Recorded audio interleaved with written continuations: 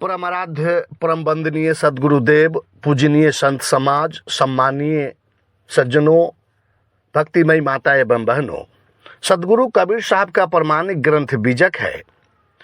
आज मैं शब्द 95 का विवेचन संक्षिप्त में आप मित्रों के समक्ष रख रहा हूं, तो आइए श्रवण करते हैं।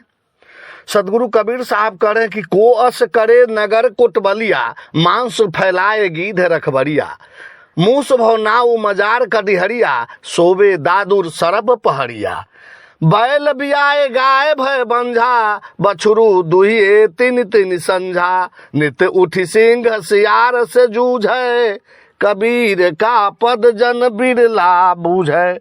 इस 4 पदों के उलटवासी में सदगुरु कबीर साहेब कहते हैं कि मनुष्य को जो काम नहीं करना चाहिए वह वही काम करता है। साहेब की वाणी सुनने में उल्टा जरूर लगता है, परंतु उसका अर्थ सीधा और सही सही होता है। सदगुरु कबीर साहब इस 4 पदों के उलटवासी में जीवन के सारे उलझनों को सुलझाने का उपदेश प्रस्तुत किया है। साहेब इस शब्द के माध्यम से बहुत ही ज्ञानवर्धक उपदेश देते हुए कहते हैं कि को अस करी नगर कुटबलिया, मांस फैलाए गीध रखबरिया। सदगुरु कबीर साहब कहते हैं कि जिस नगर या गांव में मांस पसारा गया हो और गिद्ध को वहां का रखवाला बना दिया गया हो, तो क्या गिद्ध उस मांस की रखवाली कर पाएगा? गिद्ध का तो भोजन ही मांस होता है और वह मांस की रखवाली कर रहा है। क्या यह संभव है? मांस को तो देखते ही गिद्ध उस पर टूट पड़ेगा खाने के लिए, परंतु सदगुरु कबीर साहब कहते हैं कि गिद्ध ही मांस की रखवाली कर रहा है। सदगुरु की प्रत्येक वाणी विचार दिए हैं। यहाँ मांस से तात्पर्य भोग विलास की वस्तुओं से, तथा गिद्ध मानव का मन और इंद्रियां हैं।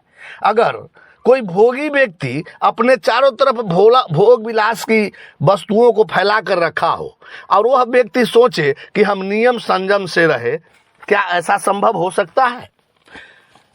कोई शराबी व्यक्ति के सामने शराब रखा हो और कहे कि हम नियम संयम से रहेंगे, शराब नहीं पिएंगे, क्या यह संभव हो सकता है? वैसे ही जैसे चारों तरफ मांस फैला दिया गया हो और गिद्ध को रखवाला बना दिया गया हो, क्या गिद्ध मांस खाए बिना रह सकता है? उसी प्रकार भोगी व्यक्ति को विषय भोग के समक्ष संयमित नहीं रह सकता। जो व्यक्ति अपने जीवन में शांति चाहता है उसे भोग विलासों से दूर रहना पड़ेगा, तभी उसके जीवन में आनंद की प्राप्ति हो सकता है। जो अपने जीवन में विषय भोगों को फैला कर रखा हो उसकी रक्षा गुरु भी नहीं कर सकता। बड़ी ही सहज भाव से सदगुरु उपदेश देते हैं। विषय भोग उसी प्रकार मानव को शांति और आनंद नहीं प्रदान कर सकता जैसे मांस के सामने गिद्ध बाबा जी बन करके बैठा नहीं रह सकता। अगले पद में सदगुरु कबीर साहब कह रहे हैं, मूस भव नाऊ मंजार कडिहरिया, सोबे दादुर सरप पहरिया। मूस का अर्थ होता है चूहा और मंजार बिल्ली को कहा जाता है। मूस नाव में बैठा हो और बिल्ली नाव को खेकर मूस को मझधार नदी से पार कर रहा हो, कितना आश्चर्य की बात है। सदगुरु कबीर साहब कहते हैं ऐसा ही हो रहा है। मूस नाव में बैठा हुआ है और बिल्ली जो है नाव को खे करके और नदी पार कर रहा है।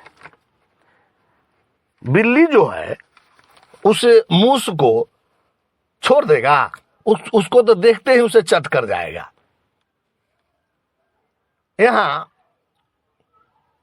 बिल्ली से तात्पर्य मोह माया से, तथा मूस स्वयं प्राणी है। अगर प्राणी मोह माया में फंसा हो उसका कल्याण कैसे हो सकता है?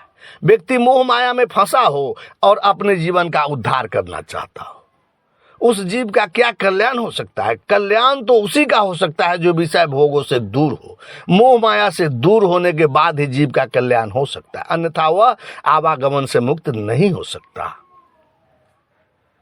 व्यक्ति सोचता है कि हम विषय का भरपूर भोग भी करें तथा मोह माया का सहारा भी ले और हमारा कल्याण भी हो जाए, यह कभी नहीं हो सकता।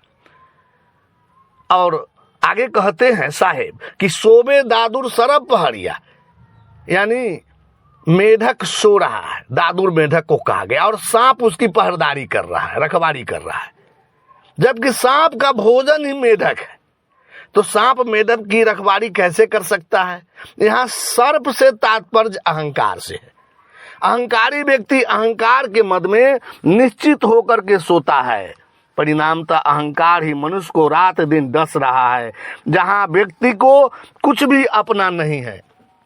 लेकिन जीवन में अहंकार इतना करता है कि सब कुछ मेरा है। जो अपना नहीं है उसे अपना समझकर बैठा है, परंतु जो अपना है उसके बारे में वह जानता ही नहीं। अज्ञान के कारण व्यक्ति के अंदर अहंकार हो गया तथा अहंकार ही दुखों का कारण है। आगे कहते हैं, बैल बियाए गाय भय बंझा, बछरू दुहिए तीन तीन संझा।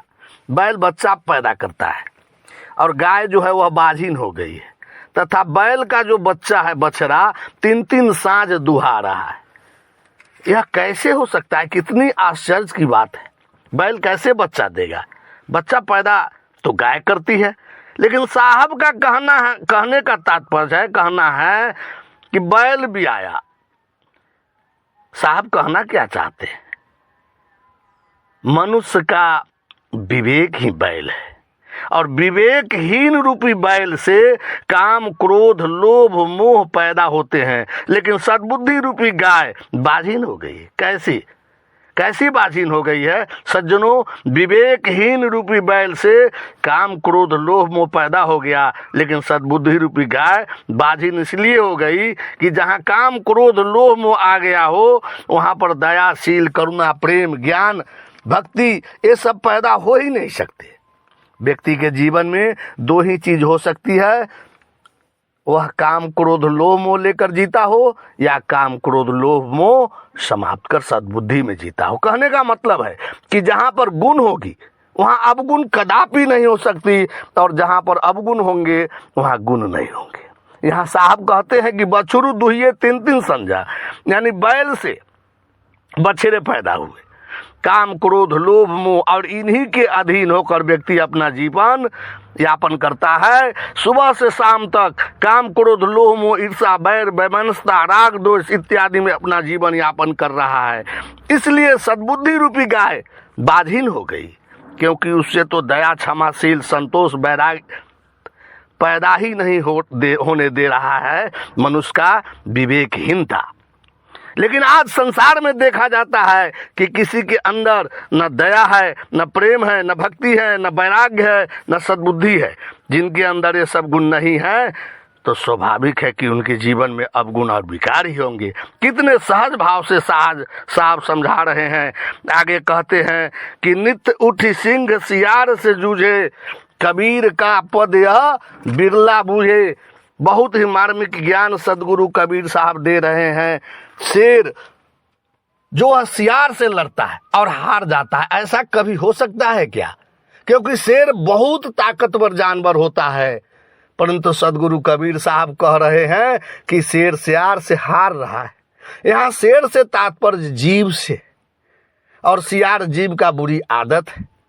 साहब यहाँ कह रहे हैं कि जीव अपने स्वरूप को नहीं पहचान रहा है, जिसके कारण वह बुरी आदत का शिकार हो गया है और दिन रात उन्हीं आदतों में फंसा हुआ है। सुबह से शाम तक लोग खैनी बीड़ी सिगरेट गुटखा तारी शराब इत्यादि में फंसे हुए हैं। किसी का पूरा जीवन निंदा चुगली तो किसी को चोरी छीन छोर मारपीट झगड़ा झंझट में ही बीतता है, परंतु शेर तुल्य जीव पराजित होकर बैठा तमाशा देख रहा है। जीव रोकना चाहता है पर रोक नहीं पाता। क्यों?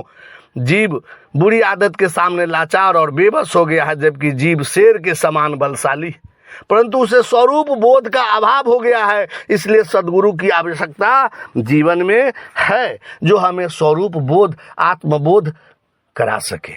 अंत में साहब कहते यह कबीर का पद कोई जन बिरला ही बुझेगा, क्योंकि देखने में उल्टा लगता है, परंतु समझ में जब यह पद आ जाए तो बहुत ही सीधा और कल्याणकारी है।